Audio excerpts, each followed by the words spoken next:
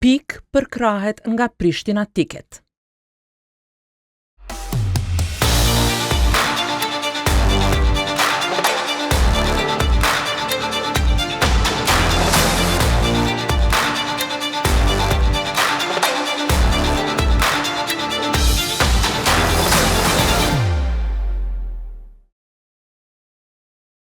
Mirëmbrëma, sonte kam nderin ta kem mysafir Daniel Serwer, një mik I vjetër, profesor, diplomat Amerikan, njeri I cili e njeh jashtëzakonisht mirë Kosovën, regionin dhe politikën amerikane në të. Welcome to Pikë, Daniel Serwer, an old friend, professor, diplomat, activist, USIP vice president at the times that I've known you. So we've known each other for more than 30 years, and I've never seen you be so pessimist as now. Why?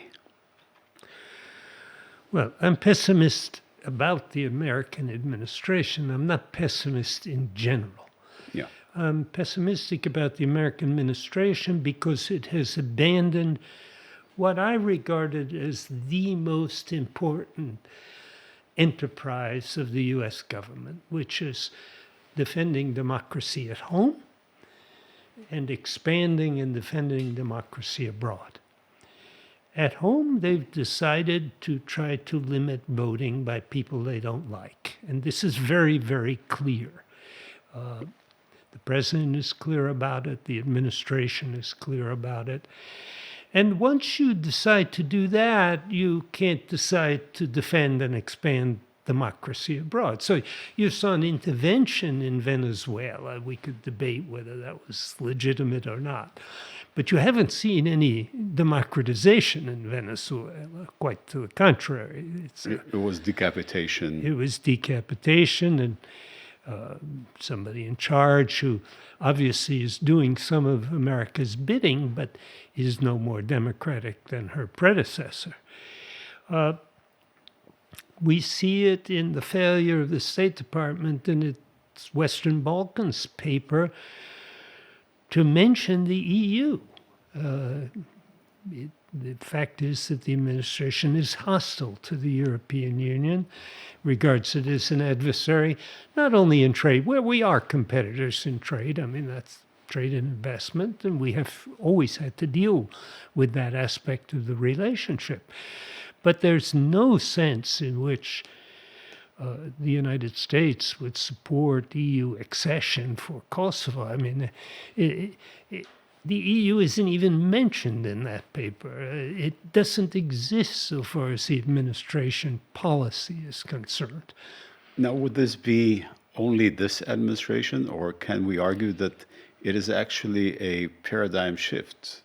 Times have dramatically changed. Times have changed, and I can't be absolutely sure of the answer to that question. Certainly, Biden had shown some signs of being willing to be more protectionist on trade issues than previous administrations. And even President Obama, he was the first guy to actually talk about the shift towards the Asian Pacific.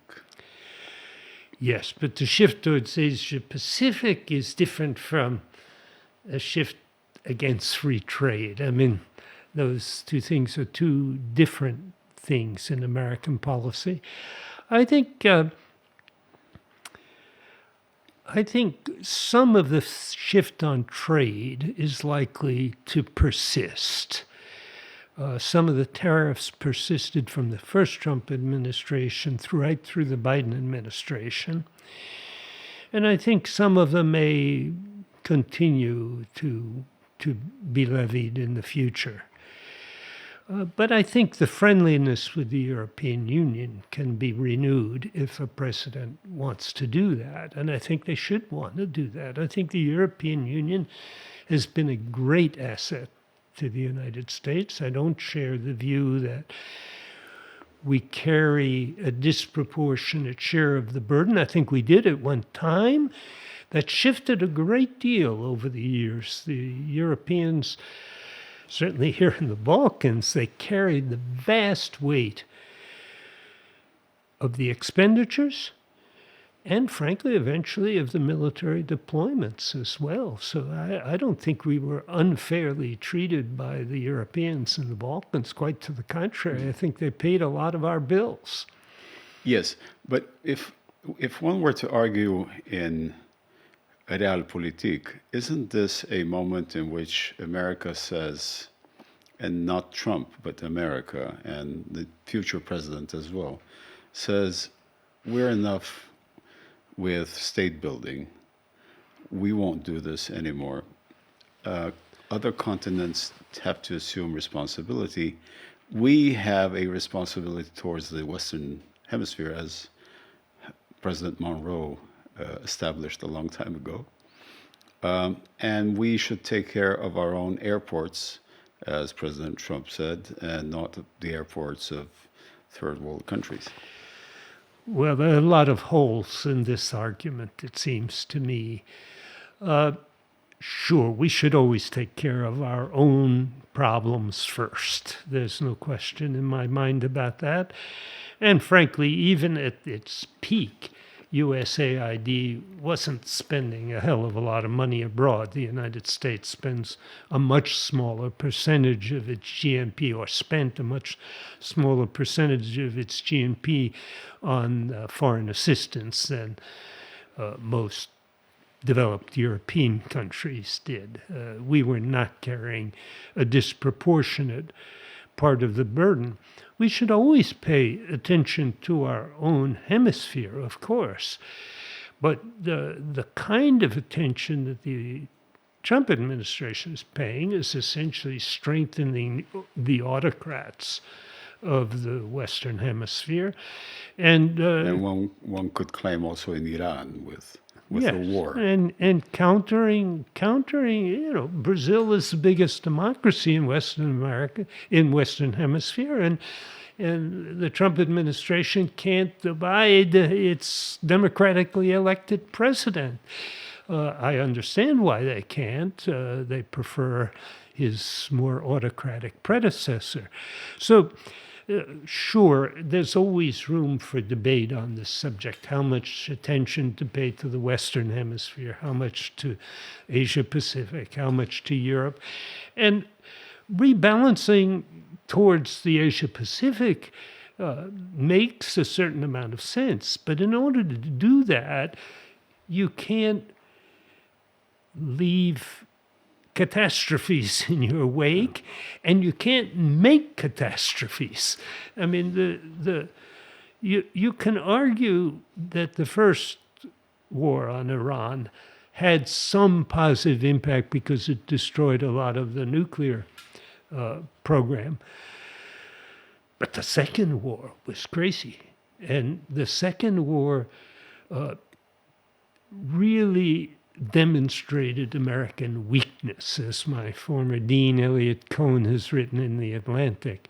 It's a giant demonstration of American weakness, inability on the diplomatic side, but also an inability to anticipate the consequences of its actions. And so we've weakened ourselves dramatically, it seems to me, and that's a big problem. But if you want to debate how much we should spend on foreign aid, how much we should spend in the Asia Pacific rather than the Western Hemisphere or Europe, those are debates that have constantly occurred in the United States. And we should have those debates. But we shouldn't do things that weaken the United States unnecessarily or create openings for adversaries, which is what we've done. Can the U.S. afford it, actually? Can the U.S. afford a policy in which it alienates traditional allies, such as Europeans or others? Well, I guess we'll find out. I mean, but it's incredibly stupid. I mean, Europe is an asset to the United States. The European members of NATO are assets. We, in fact, have always tried to limit the European contributions in NATO for fear that the European pillar within NATO would get too strong and would challenge American leadership.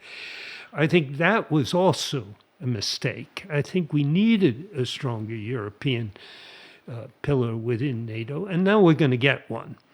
But whether it will have a positive synergy with us or a negative one isn't entirely clear to me.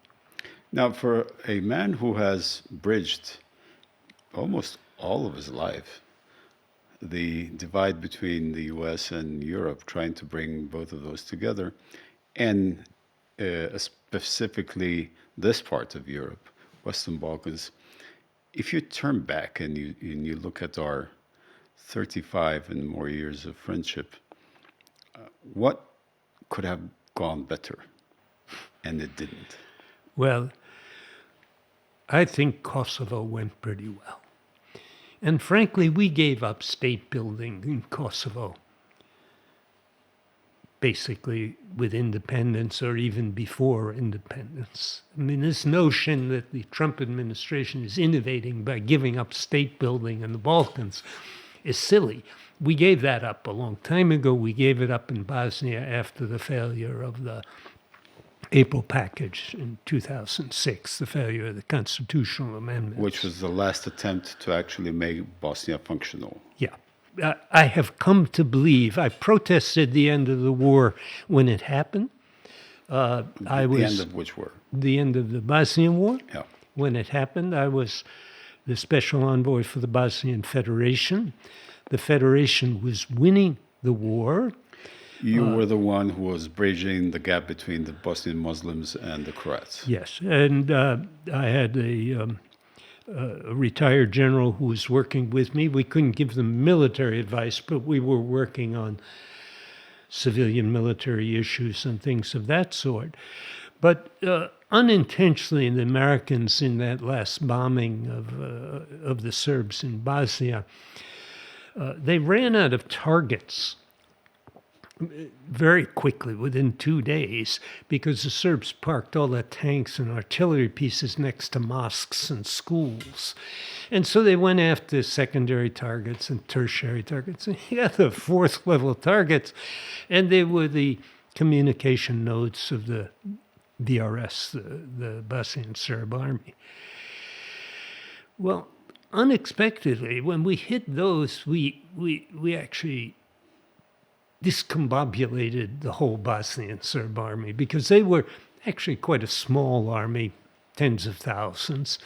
The Bosnian army was much, much bigger. It was over 300,000. They were mostly citizen soldiers, part-timers, a lot of them, but there were a lot of them.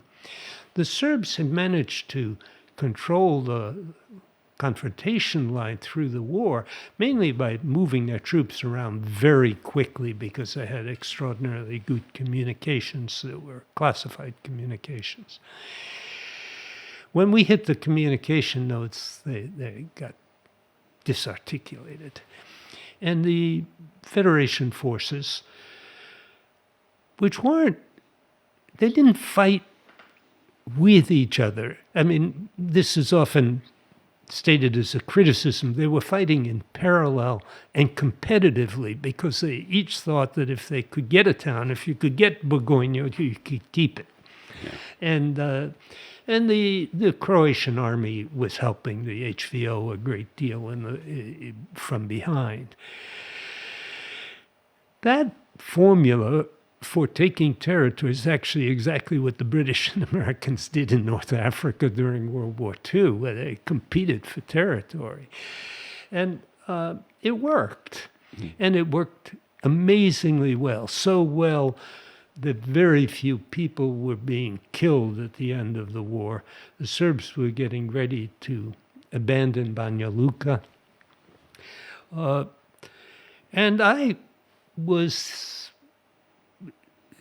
in Stuttgart consulting with the American military, as I had on several other voyages into Bosnia with our military advisor, when I was ordered to stand down and not to go into Bosnia, because our going in would encourage them to continue defying the ceasefire pleas. Well, Holbrooke had decided on that he would support the ceasefire. Galbraith says for humanitarian reasons, but really there were very few people being killed. They couldn't catch the VRS was the problem. They couldn't move us and consolidate control They were escaping. quickly enough. The population of Banja Luka was going to walk out the way the Croatian Serbs had just a few months before. And there was some concern that the Croats would try to take Banja Luka and keep it. I mean, that was another concern on the American side. But frankly, I think at that point, the military advisor and I, we protested up to the level of Undersecretary of State. We said we wanted to go in. We would never be trusted again if we didn't. Of course, we didn't know the war was about to end. But we really gave a pretty vigorous but verbal protest. I regret to this day Not having written? not having written the protest message the dissent message that I should have. But why didn't I do it? Well, I have to confess, I didn't do it because I thought the whole idea. I knew about the Dayton ideas already. This idea of splitting Bosnia between the two entities. And, frankly, I thought it wouldn't work. And a lot of us thought it wouldn't work. We had protested those ideas, too, months earlier when they'd been first unveiled to the staff at the State Department. And, I said to myself, I can write a dissent message, but if I really think this is a house of cards and it won't work, why should I sacrifice my career for something That won't work anyway. that won't work anyway? Well, I now wish, of course, that I had written a dissent message, but you don't get to rerun those scenarios. What would have happened, though, and here a more serious problem arises. What would have happened is that the Federation forces would have taken up to and including Brčko, because they were moving very rapidly. There would have been no serious resistance before Brčko, and the Croats were determined to take Brčko because there were Croats there and nearby. And but the Croats would not have gone into eastern Bosnia. There were no Croats there, and they weren't going to fight for eastern Bosnia with the Bosniaks. The Bosniak forces would have had a very difficult time with eastern Bosnia because the terrain there is terrible for fighting. The Serbs would have consolidated their forces at that point. And more than likely, the Serbs would have come to Washington and said, look, give us eastern Bosnia, and we'll take that. And then, the temptation on the part of the Americans at that point, Would have been partition.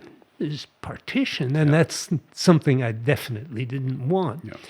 But and why didn't I want it? Well, the major municipalities of eastern Bosnia were all majority Muslim before the war, not majority Serb. Yes, it's along the Drina. Yes, the Drina has romantic associations with the Serbs, but those municipalities were the major ones were all majority Bosniak, and I really thought that would be a bad end to the war, too. But my thinking at the time did not go that far. I mean, mostly I was just protesting what I thought would be a failed ceasefire that would undermine the credibility of the military advisor and me in dealing with the Bosnian army in the future.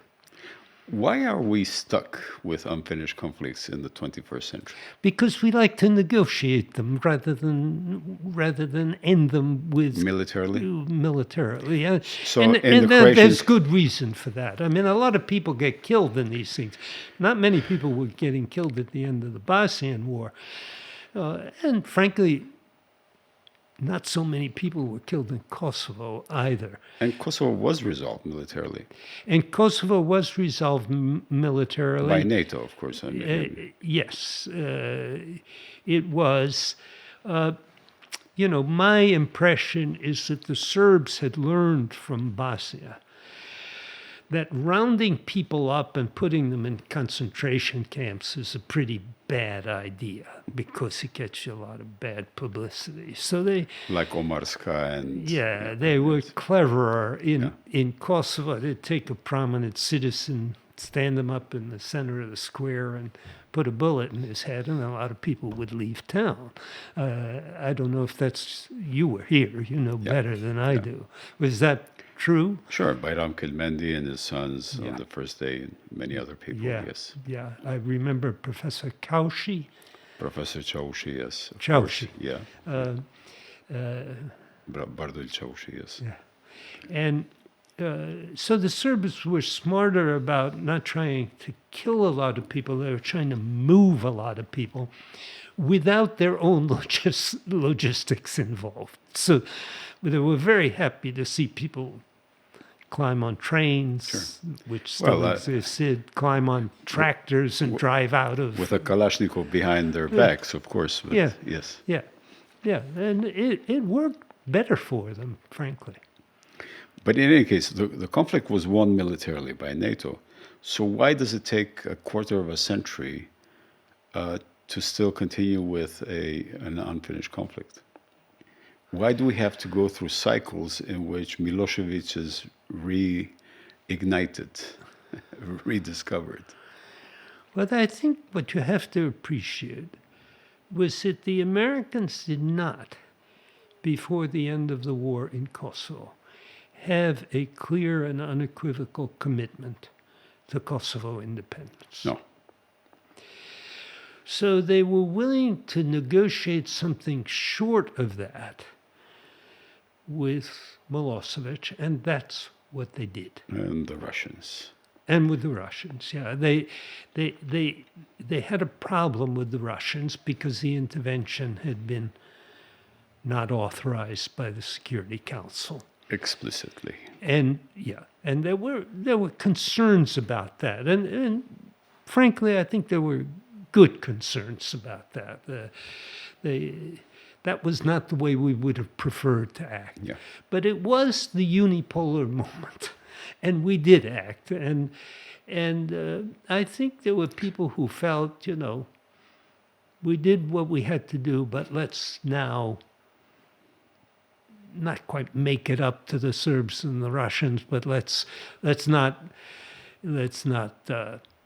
hammer it too hard, because we did not have that commitment to independence that emerged later when the Serbs refused to make unity attractive.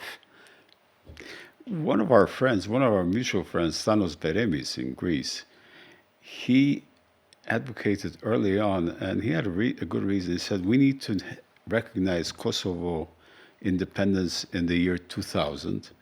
Otherwise, we leave it to the post-Milosevic generation, and they should not be hindered by that problem. Of course, he didn't know that the post-Milosevic generation would include Alexander Vucic. Yeah. And I think that has made an enormous difference. I was among those who welcomed Vucic to Washington, arranged his first public presentation at SAIS at Johns Hopkins. He gave a very good presentation. He was challenged on Kosovo and Kosovo independence. And he said, frankly, he wasn't promising independence for Kosovo, that he indicated some uncertainty as to how he would handle the issue, but he wasn't belligerent on the issue. He's now belligerent on the issue. This was 2012, 13, no? Yes, something like that. I'm sorry, I looked it up once and I can't remember the date now. But he has now made it clear that the scenario he likes is Azerbaijan taking back Nagorno-Karabakh. Well, Yes. could he do that with all of Kosovo? No, that's quite clear. Anybody who's been here can see that Kosovars would defend this in ways that would make Serbia's life very unpleasant. Might he try it in the north? He did it already. Especially if he can manufacture an excuse, some kind of action by the Albanians against Serbs, that he can go to NATO and say, I'm sending in my tanks because I have to protect these people. He's made this very clear. And I don't agree with the Americans who go along with Vucic's really reprehensible behavior on corruption, on treatment of the student demonstrators, under the slogan of stability. I don't generally agree with the stabilocracy hypothesis, because I think you should, before you validate that hypothesis, you should talk to Djukanovic, Gruevski, Ilija Izetbegovic, none of whom were protected, and some of whom were unseated by the Americans and the Europeans. So the notion that we generally support stability in the Balkans, no matter what, I think is nonsense. We've supported democratic change in a number of countries, but in Serbia, I think it's true. And it was particularly true during the Biden administration, much to my astonishment.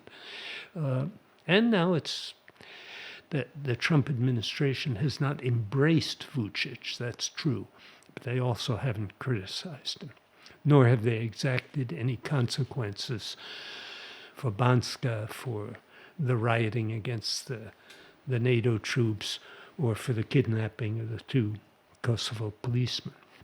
Because generally they are not involved in Europe, or this part of Europe at least. I think that's right, though if you talk to people in the State Department, I tell you what they tell me, which is that the big decision that they've made is to rely on local people and local leadership, and that's what they plan to do. Regardless of their democratic credentials. Well, that's the problem, Yeah. that it all depends on whom you choose as local leaders. It always has depended on that. And, to choose Dodik in a way that's so obviously corrupt is outrageous. And of course, I have no doubt that Vučić at some point will make an offer that they can't refuse. I mean, there's no reason why the coldness towards him should continue forever if he figures out how to offer the right price.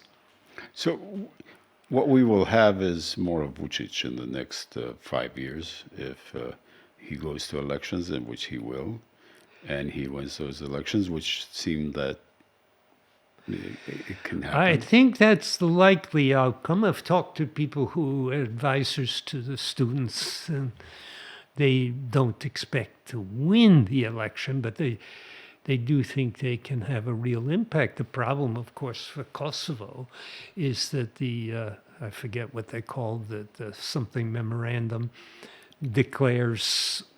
Oh, the students' memorandum. Yeah, the students' memorandum declares Kosovo the inalienable property of Serbia, which is what the Constitution says. A Constitution which I always point out, this is a fine point, I realize, but I think it's a really important point.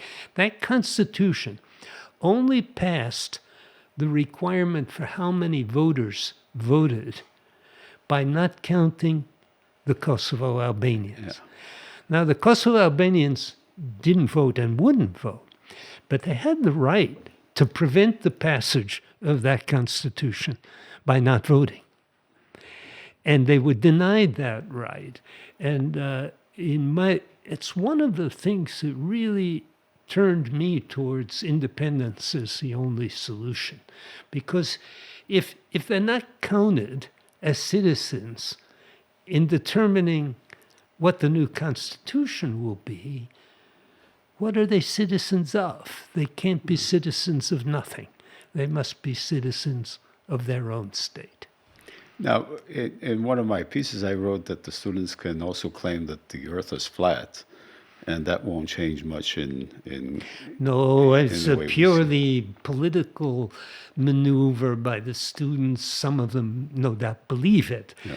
But I've talked to enough of the opposition people in Serbia to know that they regard this as the third rail Serbian politics, and they don't think they can have any electoral success without this. But if we are going to have much of the same in local politics in Serbia, does that mean that all the other parts of all the other countries of the Western Balkans need to become hostage to this kind of perpetuum mobile in Serbia?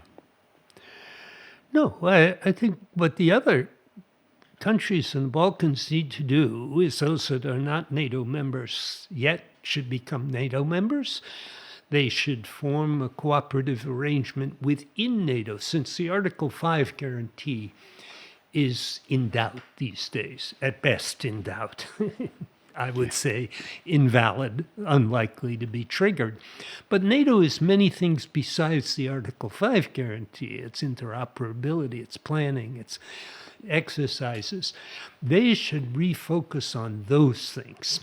All of the countries bordering Serbia, except perhaps of Bosnia because of the Serb veto there, they should all cooperate. Bulgaria, North Macedonia, Albania, Kosovo, Croatia, and Slovenia should all cooperate in a sub-NATO regional arrangement that enhances their credibility on the defense front. Serbia is very well equipped these days. Vucic has spent a lot of money on military equipment. So Yes. I think it's important for the neighbors to show a serious deterrent capability. How does that work when Kosovo could not have the support of the non-recognizers, and or it relies on the United States leading the way towards that kind of recognition? That's the big unsolved problem for your diplomats for the next couple of years. What I understand is that the KSF will be a fully NATO operable force by 28. Yeah. As planned. The military is doing its job. Yeah. The civilians have to do their job. Yeah. Now, they could be helped by deployments. I think the International Stabilization Force in Gaza is nonsense. I don't think it's going to happen. But it was important that Kosovo volunteer for it, that it volunteer for the board of peace. And it has the capacity to do so. Yeah, and Yes. I think those were wise decisions, even though I don't think this thing is going to happen, or if it happens, it's going to be an extraordinarily dangerous mission. I don't envy the soldiers who go into Gaza with the International Stabilization Force. But Kosovo has to find other ways to make itself a value-added proposition for NATO, and if possible, indispensable to NATO. So how do you do that? Well, not with 5,000 soldiers. Those are nice, or with the 3,000 reserves. Those are nice. But you do that, in my view, with helicopters, which I understand are on their way. I hope they're on their way. Helicopters are always in short supply in international operations. They are a real value-added proposition. Also, repair of helicopters is a value-added proposition. You know, the pilot's definition of a helicopter is 10,000 spare parts flying in close formation. They break a lot. Yeah. And and obviously drones, cybersecurity, cyber offense. Those are things that can offer high value. And I think in the drone business, that's a manufacturing business I think Kosovo could engage in quite well if it had something like the Ukrainians' technology. Yes, the changes, the asymmetric nature of warfare actually brings more pluses for small countries such as Kosovo. Now, the question that always arises is, how do these countries cooperate if there's going to be a continuation of perception of Serbia as an extension of Russian interference in Europe? Well, that's what they cooperate against. I mean, that to me is An added value? is a great motive for getting your act together with the other countries in the Balkans. I mean, quite clearly, Russia has capabilities to destabilize in the Balkans that are significant. I mean, you know, the assassination attempt against Djukanovic failed, but how many more could they try? I mean, lots more would be my guess. You know, their influence on elections in various countries is significant, not in Kosovo, obviously, because... Even an attempt in the United States. Yeah, they've even attempted it in the United States. So I wouldn't, if I were Kosovar, I would say, why should I face Russia alone? I want to face Russia with my neighbors, and I want to face Serbia as Russia's agent with my neighbors. And that makes perfectly good sense to me.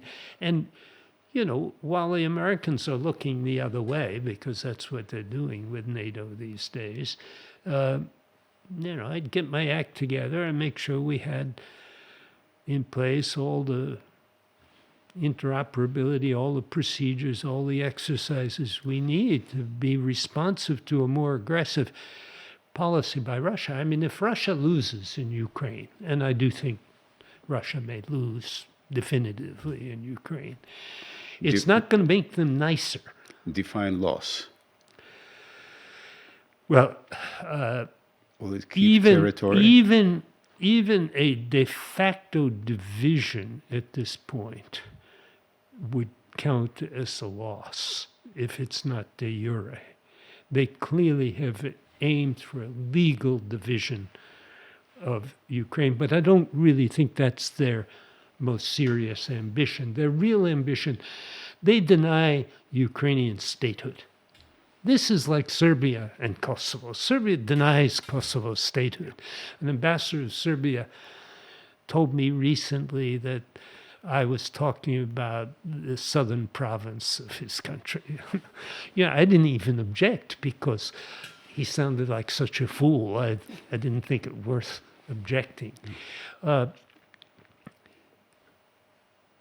Ukraine is an independent entity, even one that loses Donbass, is a great peril for Russia. And a great country, And territorially. still an enormous country. You know, there were people who argued when Donbass was taken in 2014, there were people who argued that, you know, the best thing Ukraine could do was ignore it and develop itself, and Donbass would eventually beg to come back to Ukraine. And there's some validity even today in that assertion. But I'm starting to see Ukrainian military capabilities, especially in the raids on the logistics train that goes to Crimea, and on Crimea itself, that suggests that the Ukrainians may be able to take back a good piece of what they have lost, if not all of it. Russia's in trouble, and that's quite clear, even though Trump desanctioned Russia and is allowing it to sell oil at higher prices. That has not saved the Russian economy, and you're starting to see, you know, protesting soldiers and that kind of thing. Will this soften Putin? Absolutely not. But he may not be able to sustain the effort, and he may be forced to choose, keep Crimea or keep Donbass, but you have to choose between the two. I think he would probably choose Crimea, to tell you the truth.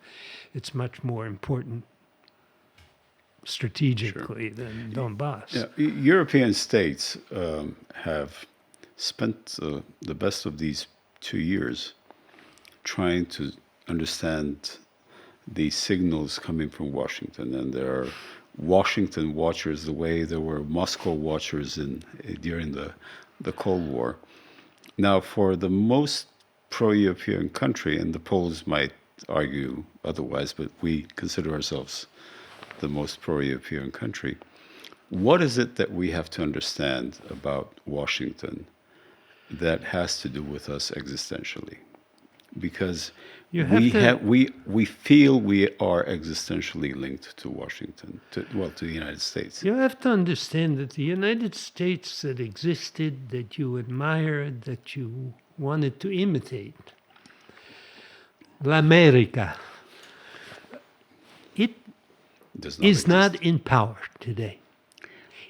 It's not that it doesn't exist. It exists. In my district of Columbia, 92% of us voted for Kamala Harris. We want to see a liberal democracy with equal individual rights. We don't want the Supreme Court deciding to eliminate all black members of Congress by allowing redistricting that's blatantly racist. Your America still exists in many, many places, but it's not in power. And it's the first time since World War II that a liberal democratic administration is not in power. Now, it's not that America was a great liberal democracy at the end of World War II. It wasn't. But it decided to make itself into one and to make Europe into liberal Democrats too. And it decided that first with the integration of the army in 1947, the integration of schools decided in 1954, the Voting Rights Act of 1964. So the liberal democratic America that you all love is evolutive. Is very recent. Yeah. It's very recent. And I lived as a teenager, basically, through the evolution of that America. It was a struggle. The notion that, there was a big march on Washington in 1963 that ended racial discrimination is complete nonsense. I mean, that was one moment in a very long struggle which continued for decades afterwards. Now we're seeing an attempt to restore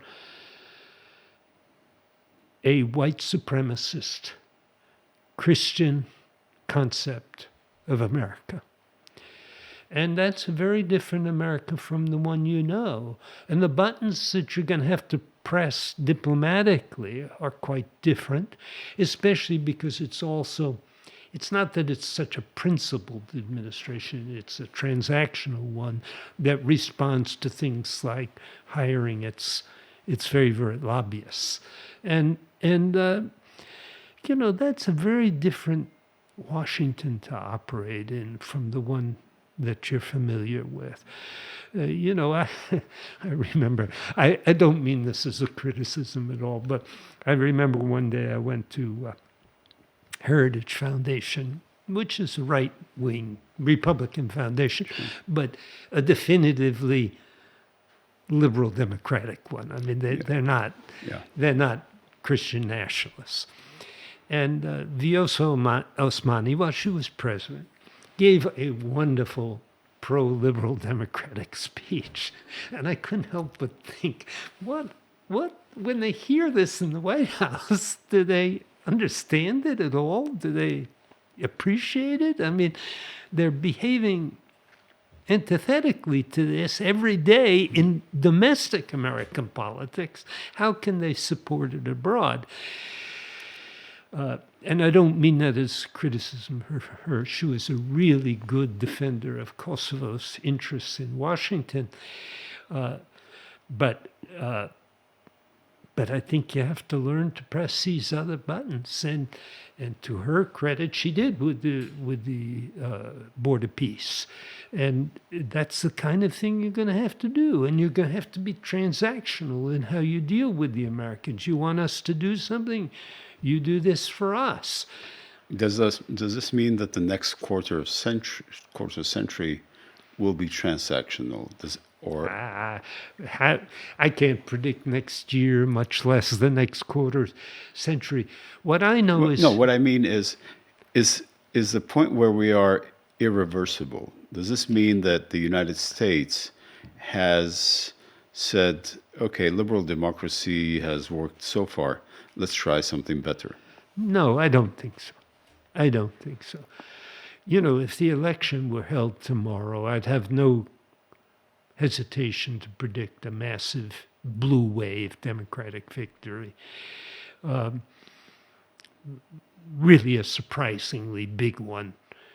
The common wisdom in Washington these days is that nobody can have a big majority in the Congress. I think that common wisdom may be wrong. But I can't predict the outcome of the election in November, because the good thing about American elections is that you can't predict their outcome 6 months in advance. Yes, but even if we had a change from Republicans to Democrats, does this mean that the Democrats are going to a status quo ante? Does this mean that we are returning to pre-Trump? No, they won't be able to go to a status quo ante because the world has changed. Yes. And they will need to adjust. They had already started adjusting with their somewhat more protectionist policies during the Biden administration. The left wing of the Democratic Party is doing quite well in elections these days. Mamdani in New York, everybody knows about, but there are a number of other cases as well. I think you'll see an America that is somewhat more protectionist, that is somewhat more demanding of Europe, somewhat more inclined to withdraw troops from Europe, but that there's nothing new in that. I mean, we've been trying to withdraw troops from Europe ever since the end of the Cold War. I don't know how this will work out in the Asia Pacific. I don't think a Democratic administration would be nearly as friendly to the dictators of Central America that the way the Trump administration is being. I think they would require a much bigger change in Venezuela than the Trump administration has. But it won't be a reversion to status quo ante. It'll be an evolution in directions that are a little bit difficult to predict, to tell you the truth, because protectionism doesn't work very well. The truth of the matter is that there's a reason why we negotiated the end of all of those tariffs. And I wouldn't rule out completely the notion that we would again start a new round to negotiate the end of some of these tariffs. Well, the next challenge would be, and the next dividing line between Europe and the United States, or the United States and the rest of the world, is something that on which the Pope wrote his encyclical, which is the digital revolution, the artificial intelligence, and the way the United States, with the big techno-feudal, as they are being called, techno-feudals, running basically that part, controlling that part without public scrutiny. I think this is a very bad direction that we're going in. I come from the technological world in part, and I've written a book fairly recently about the norms for radiation protection that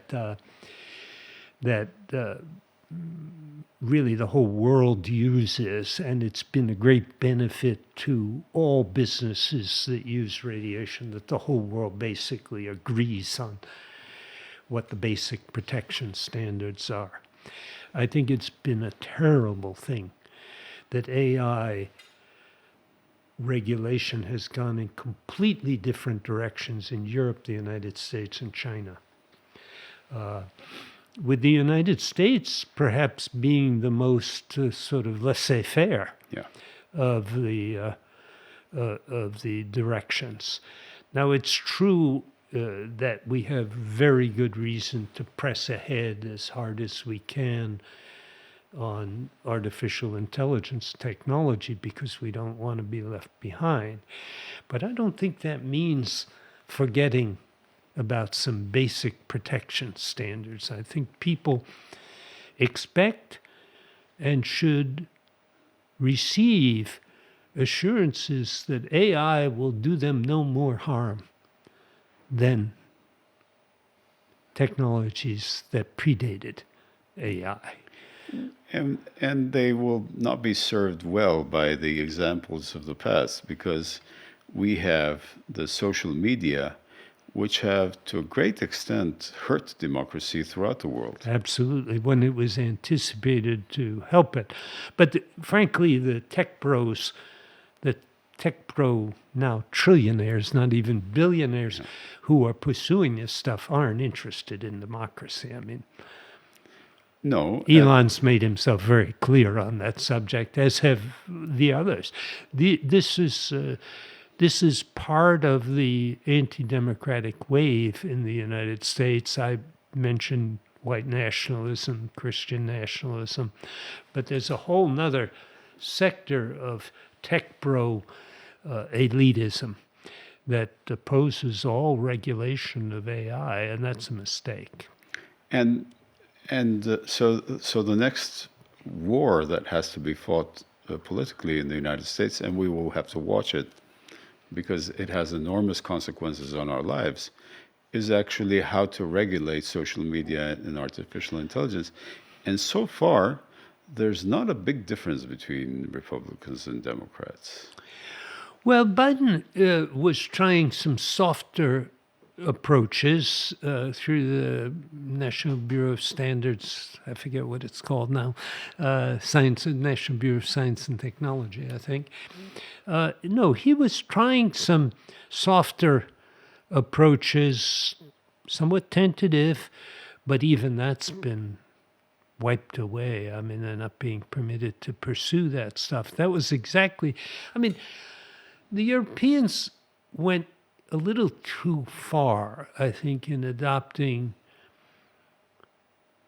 really some pretty clear regulations early in the game, and I think they'll have to retreat from some of those. I mean, facial recognition, for example, is prohibited in a lot of ways, and frankly, all of us are going to prefer to have our faces recognized when we get on airplanes. I've already signed up for that system in the United States.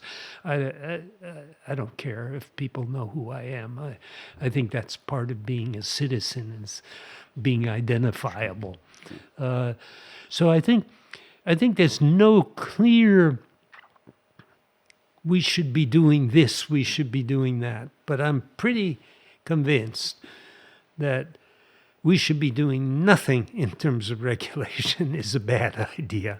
We should be doing everything in terms of regulation is a bad idea. I think what we should be doing is talking with the Chinese and the Europeans about some pretty basic norms for how we'll allow AI to be used. The most controversial, most difficult part of that, of course, is in warfare, and I'm afraid that's already escaped. That's already out of the box. I mean, the Israelis, the Ukrainians are using this stuff pretty routinely now without human intervention.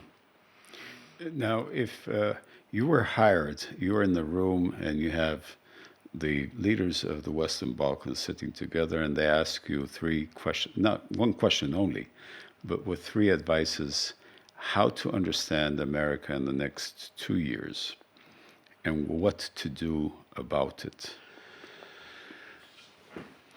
in their own relations. The leader of North Macedonia, Serbia, Kosovo, Albania sitting there together. It's a transactional America, not a principled one. It believes might makes right.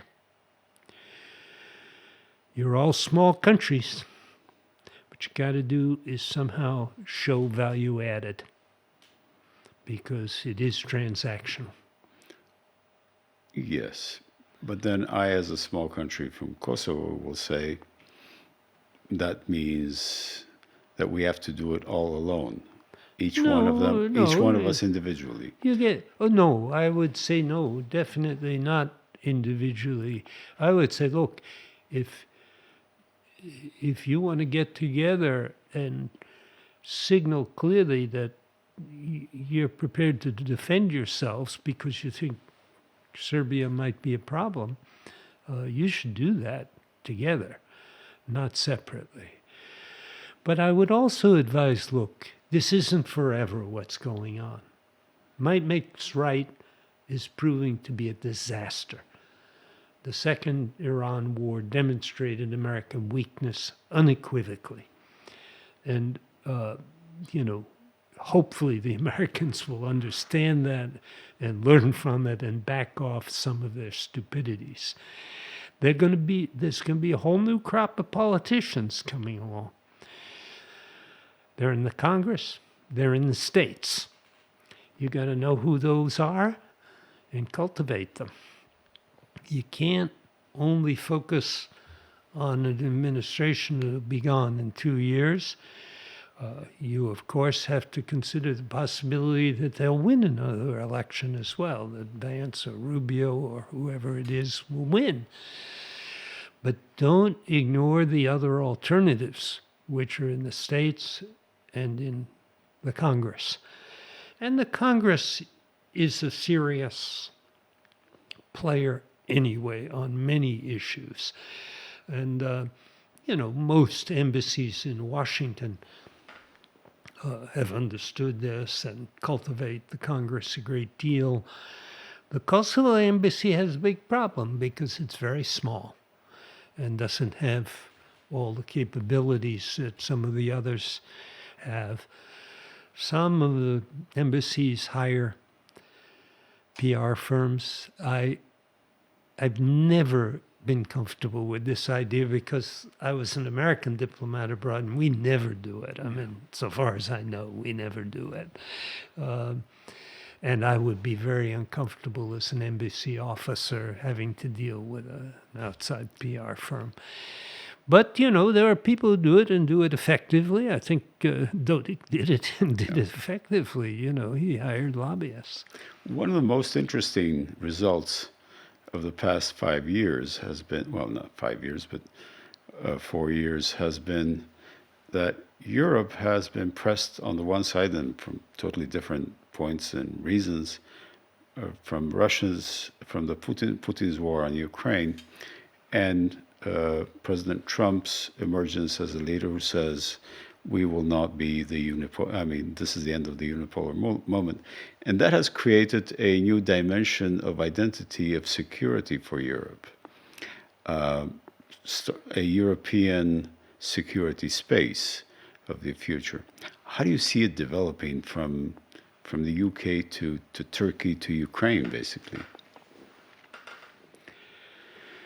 Well, I think Ukraine will be an enormous asset to European defense for obvious reasons. I hope to see them in the EU as soon as possible.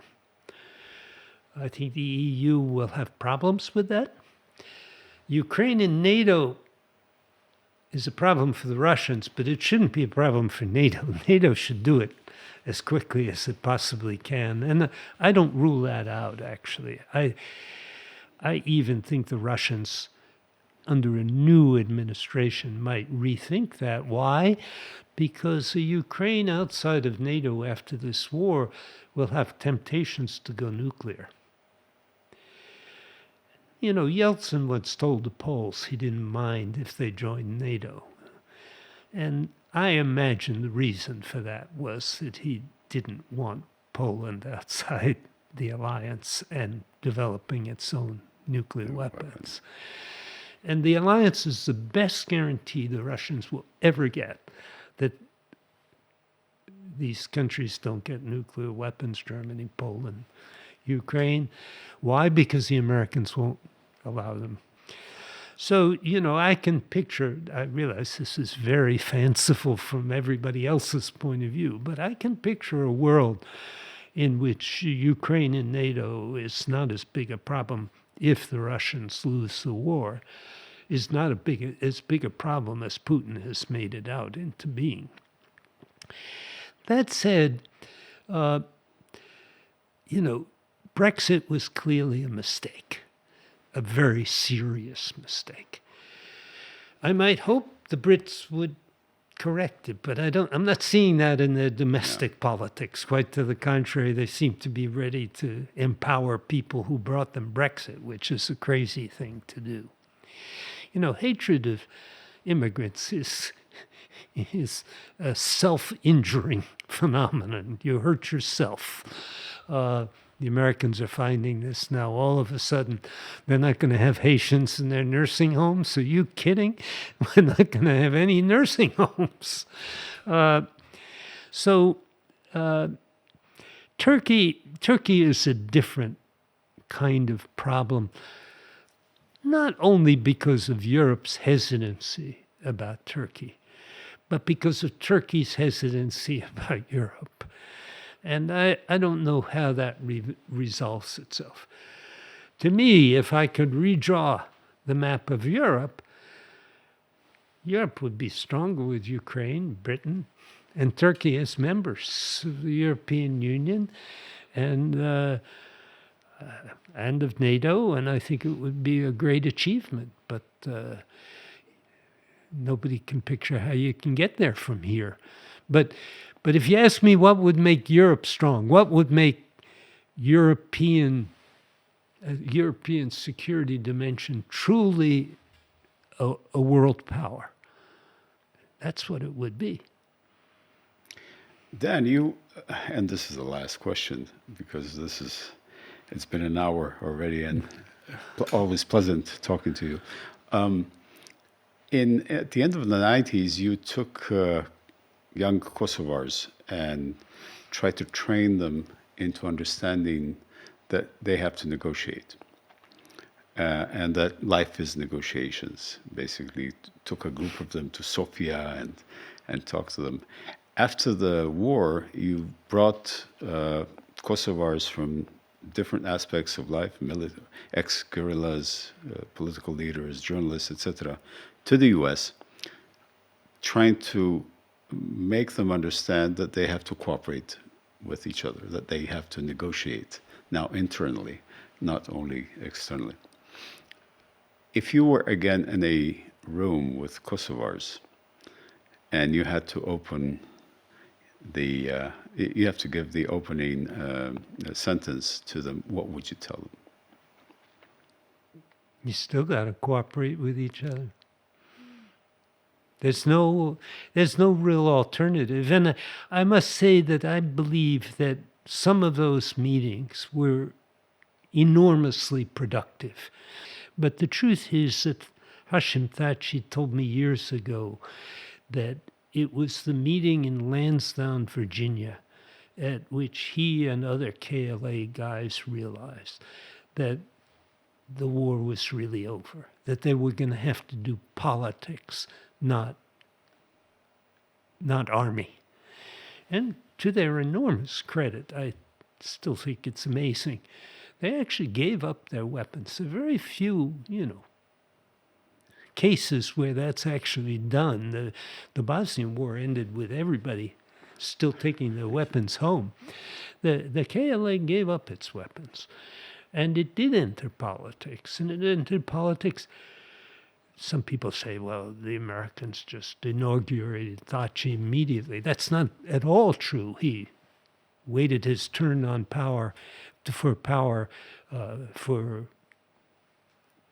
a good part of a decade before he came to power. We did a lot of good things in Kosovo during that period, and I wouldn't hesitate to do them again. I might try to do them better. But getting NGO people and KLA people and LDK people talking to each other was one of the best things I ever did. There was a civil war brewing in Kosovo at that time. People were being killed. I can't say it was under orders from the top of the KLA the way they're asserting it at the tribunal. But the people were being killed, Albanians and Serbs. And the reason we did the Lansdowne meeting was to prevent a civil war. And I think we did that. Dan, it's always a pleasure. Thank you very much. My pleasure.